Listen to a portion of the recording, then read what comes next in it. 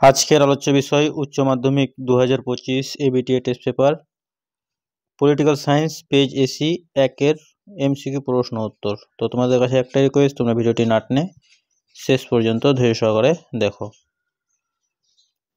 তো 1 নম্বর প্রশ্ন কি বলা আছে যে আন্তর্জাতিক রাজনীতিতে ভারত একটি উন্নয়নশীল দেশ। 2 নম্বর প্রশ্ন আন্তর্জাতিক সম্পর্কের বিশেষজ্ঞের কাজ বিশ্লেষণ করা।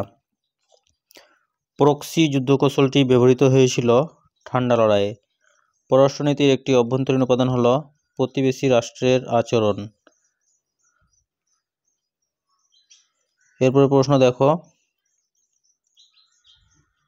5 নম্বর প্রশ্ন বৈদেশিক নীতি যে রাষ্ট্রের একটি বৈশিষ্ট্য হল স্বাধীন রাষ্ট্র। 6 নম্বর ভারতের পররাষ্ট্রনীতি কোন জোটকে সমর্থন করে? জোট নিরপেক্ষতা। 7 সম্মিলিত জাতিপুঞ্জের পূর্ববর্তী সংস্থাটি হল, সঠিক উত্তর হইবে ডি জাতিসংঘ।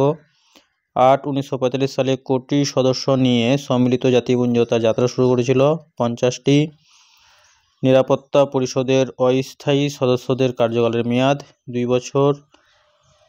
অর্থনৈতিক ও সামাজিক পরিষদের কত অংশ সদস্য প্রতি বছর অবসর নেন? 1/3 অংশ।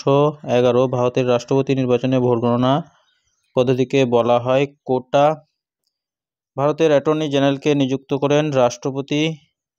ভারতীয় সংসদের অবিচ্ছেদ্য অঙ্গ হল রাষ্ট্রপতি।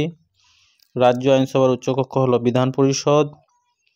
15 সুপ্রিম কোর্টের বিচারপতি হিসেবে নিযুক্ত হতে হলে ন্যূনতম বয়স হতে হয়। তো এরকম বয়সের কোনো শর্ত নেই। বিচার বিভাগীয় সমীক্ষার অধিকার আছে সুপ্রিম কোর্টের। কোন ধারা বলে হাইকোর্ট মৌলিক অধিকার রক্ষার লেখ জারি করে? তো 226 নং ধারা সুপ্রিম কোর্টের আছে।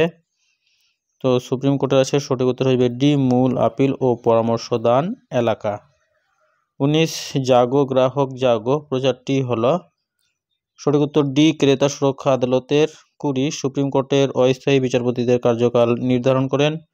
সঠিক উত্তর বি সুপ্রিম কোর্টের প্রধান বিচারপতি। 21 পঞ্চায়েত ব্যবস্থার ড্যাশ স্তর হলো পঞ্চায়েত সমিতি। তো দ্বিতীয় স্তর। পশ্চিমবঙ্গে প্রথম পঞ্চায়েত নির্বাচন অনুষ্ঠিত হয়? সঠিক উত্তর সি 1978 সালে। ড্যাশ হলেন ব্লকের বিকাশমূলক কার্যের উদ্যোক্তা বিডিও। কর্পোরেশনের আমলাতান্ত্রিক প্রধান? সঠিক উত্তর হইবে সি কমিশনার।